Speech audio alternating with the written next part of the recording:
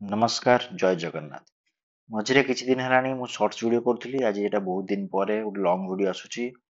मु shorts video एथिबे करथुली ताकि T भलो रीच वीडियोज रो YouTube चैनल टी बेसी लोकन पाखरे पहुंचीबो।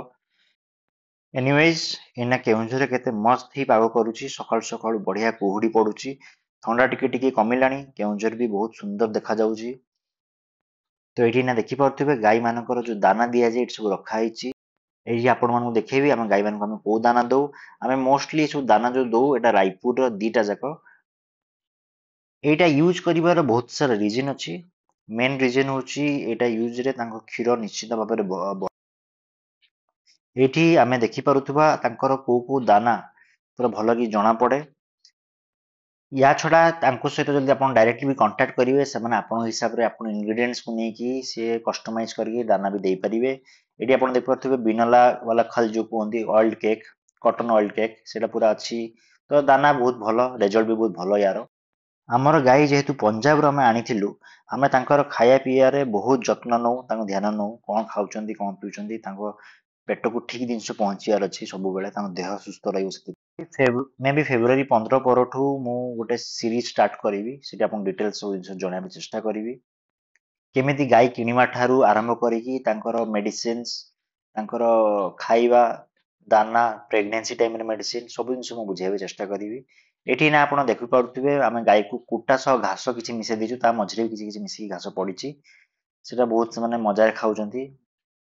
ଆଉ କୁଟା ସହିତ ଘାସ ଏଇଥିପାଇଁ ଦିଆଯାଏ କାରଣ ଡ୍ରାଏ ମ୍ୟାଟର କିଛି ନହେଲେ ତାଙ୍କ ଡାଏଟ ର 3-4% ଡ୍ରାଏ ମ୍ୟାଟର ରହିଥିବାର ଅଛି ଯୋଉଟା କି ଆରାଉଣ୍ଡ 3 କିଲୋ ରୁ 4 କିଲୋ ଡ୍ରାଏ ମ୍ୟାଟର ଥିବାର ଅଛି ଯେହେତୁ ସେମାନେ କୁଟା ଡାଇରେକ୍ଟଲି ଖାଆନ୍ତିନି କେତେ ପସନ୍ଦ କରନ୍ତିନି ତ ତାଙ୍କୁ ଆମେ ଘାସ ସହିତ କିଛି କିଛି ମିଶେଇକି ଦେଇଦଉ ସେ ବହୁତ ଆରାମସେ କୁଟା ସହ ଘାସ ମିଶିଲେ ଖାଆନ୍ତି। ଏଟା ଘାସ ୟା ପରେ ଦିଆଯିବ ଅଲଗା ଏଟା ଖାଲି କୁଟା ଦିଆ ହଉଛି ତାପରେ ଏଠି ଆପଣ ଦେଖିପାରୁଥିବେ ଆମ ଫାର୍ମ ମାନେ ପୁରା ସଫାସୁଫି କରିଦିଆଯାଇଛି ବହୁତ ସୁନ୍ଦର ରଖାହଉଛି ତାଙ୍କର ହାଇଜିନ୍ ଆମେ ବହୁତ ମେଣ୍ଟେନ କରିବାକୁ ଚେଷ୍ଟା କରୁ ସଫାସୁତୁରା ରଖି ବ୍ଲିଚିଂ ପାଉଡର ଫିନାଇଲ ସଫା କରିକି ରଖାଯାଏ। ତାପରେ ଏଠି ଆପଣ ଦେଖିପାରୁଥିବେ ବାଛୁରୀ ମାନେ ବି ସେୟା ହିଁ ଖାଉଛନ୍ତି କୁଟା ସହ କିଛି ଘାସ। ତାପରେ ଏଇଟା ଆପଣ ଦେଖନ୍ତୁ ଏଇଟା ଆମ ବର୍ସିମର କିଆରି ଏଇଟା 25 ଦିନର ଫସଲ 25 ଡେଜ ରେ ଗ୍ରୋ କରିଛି ବହୁତ ଜାଗାରେ ଆମେ ପ୍ୟାଚ ପ୍ୟାଚ ଲଗେଇଛୁ ଆପଣଙ୍କୁ ଏଇଟା ଗୋଟେ ଜାଗାରେ ମୁଁ ଦେଖଉଛି ବହୁତ ବଢିଆ ଉଠିଛି ମତେ କାହିଁ ଲାଗୁନି କେଉଁଝର କିଏ ବର୍ସିମ ଦଉଥିବେ ତାଙ୍କ ଗାଈ ମାନଙ୍କୁ କି ଇଭେନ ଓଡିଶାରେ ବି କିଏ ବର୍ସିମ ଦଉଥିବେ ବହୁତ କମ ଲୋକ ଦଉଥିବେ।